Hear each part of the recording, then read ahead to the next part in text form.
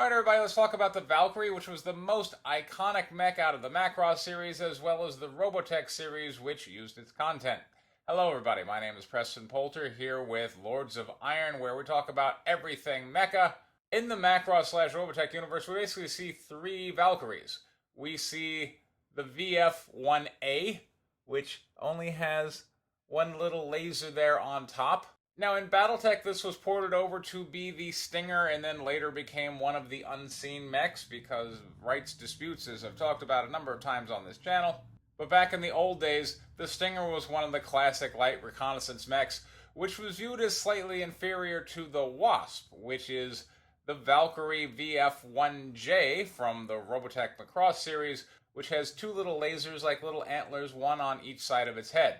The VF-1J is the more common, more refined kind of later models, and so I guess it makes sense that Battletech was like, alright, that'll be the Wasp, which was, in my opinion, far better than the Stinger because the Wasp had an SRM-2 as opposed to the Stinger's machine guns. In the SRM-2 you could fire out all the way to 9 hexes, whereas the machine guns you could only fire out to 3.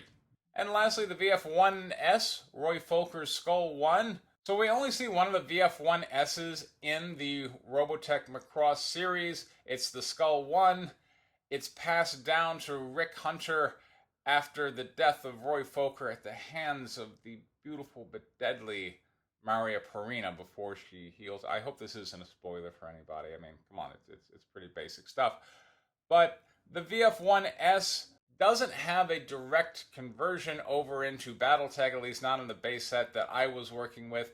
But the Super Battloid configuration, which we do see in the show, is where it puts on some extra lasers there on the arms, as well as some extra jetpacks there on the back, and that was converted over into the Phoenix Hawk. The Phoenix Hawk got a ton of use.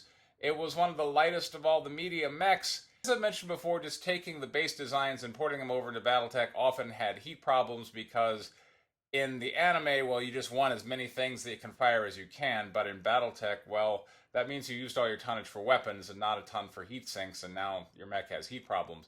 But the Phoenix Hawk did get a lot of use. I've played a number of them back when I was growing up. You deal out a lot of damage until you die a glorious death. Salute to you, Roy Folker. But those are the Valkyries.